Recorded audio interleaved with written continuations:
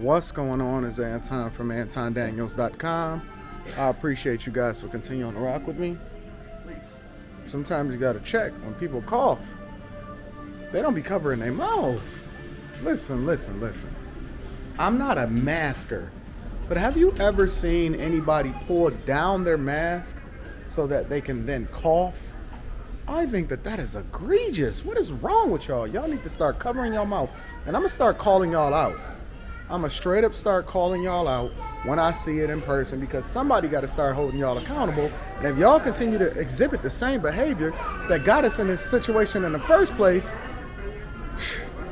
anyways, that's not even what I wanted to talk about. I just be seeing and hearing stuff, and I'm like, yo, this is egregious. Anyways, I've been reading the comments since yesterday. I've been vlogging in New York, obviously. Right now, I am in the airport here in Newark, New Jersey, and I dropped a video, and it basically said, would you live here for 3 months? Because one of my goals specifically is to live, work, and play in different cities throughout my life. One of the things that's putting me in a different position is because I want to make sure that my daughter is taken care of, because I don't believe in uprooting kids. I think that some of the people that I coach the most are kids of former military members and Army members, and that had to go all over the place, and they never had any stability. Anyways, completely different conversation. But the thing that I said was, I believe that networking is important, culture is important, traveling is important, experiencing things is important. And even though I travel every single weekend, one of Rita and I's goals is to make sure that we go to different places once we get to that space, and live there for 2 months, 3 months, 1 month at a time, 6 months at a time, depending on the weather, depending on where we at. Maybe we'll go to different countries, go to different states, but never to really have any real home, but let the world be our home, right? And so I asked the question based off of the fact that I love New York, right? I love visiting, I love experiencing this place, and it's absolutely phenomenal. And it's got great connections, and you can go to New Jersey, you can go to Philadelphia, you can head over to Boston, you can 3 hours down is DMV if you live here. A lot of people that live in New York don't really act like a tourist in their own city, and that's across the board. When you go to most places and you talk to the locals, I remember I landed in Pittsburgh. I'm like, yeah, I talked to the guy at the gas station as soon as we got there to use the restroom. I'm like, so what's going on? And he's like, why are you visiting Pittsburgh? Like, it's nothing here. And then Pittsburgh is one of the most picturesque cities in the East and the Midwest. I mean, it is gorgeous, it's beautiful, it's a ton to do, it's a ton to get into, and there's no limit to the amount of things. Like, when you driving through Pittsburgh, it looked like everything is carved out of a mountain, right? And so I find throughout my travels, and I've been to a lot of places, especially in the United States, most people that even live there, they're not really experiencing the city the way that I think you should experience the city. Now, when I dropped the video and I said, hey, would you live here for 3 months or whatever during the summer? Because I understand weather plays a part, people don't like the cold and all of that, so on and so forth. And then I got a lot of comments that was like, great place to visit, wouldn't want to live there, I only want to stay in the suburbs, I want to be on a farmland somewhere where far away from people, can't afford to live there, it's crazy, the cost of living there and all of this other type of stuff. Okay, so just say you broke without saying you broke. Just say you can't afford it. But what I've seen happen throughout the United States extensively now is everywhere is going up. I mean, I don't care where you at. I don't care if you're in Idaho. I don't care if you're in Ohio. I don't care if you're in Michigan. I don't care if you're in Florida, Texas. Everywhere is going up exponentially. If you go over to Boise, Idaho, that used to be like a place that people wasn't even really aware of. Like, Boise, Idaho is one of the most expensive places as far as going up in the cost of living ever, right? I had to step outside of the Sky Club a little bit before, so we can have this conversation. But you're not getting away with that no more. Basically, you're going to have to get your bread up. Your kids are not going to be able to have the same mindset and lifestyle as you.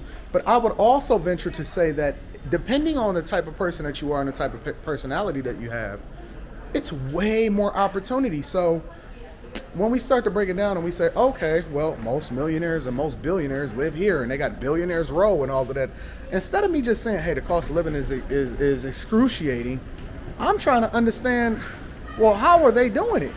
How do they have their business structured? Is it more important to live there because more opportunity is there versus the cost of living? And then how does that translate into the people that have and the people that don't have? And how do they avoid the taxes that come along with that, or, you know, so on and so forth. Now, when it comes to cost of living, I do understand that I'm in a privileged space financially because I work my ass off. So it's not privileged because anybody gave it to me. It's privileged because I've created it for myself. But I understand the privilege that comes along with it, right? And so when I start to have these conversations, I'm also considerate of that. So, you know, when you got a budget and all of that type of stuff, it makes a difference. But then I'm looking at it and I'm like, well, they significantly reduced their costs to live there because they have a phenomenal public transportation system. You may not like the subway, you may want to get a car, I don't know. But you can reduce your cost of living.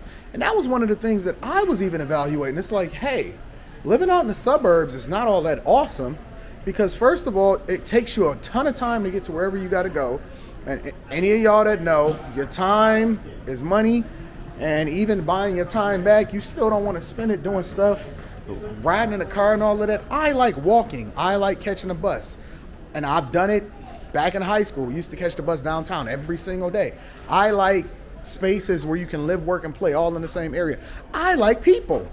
I like networking with people. I like going to events and parties and the zoo and all of these different things.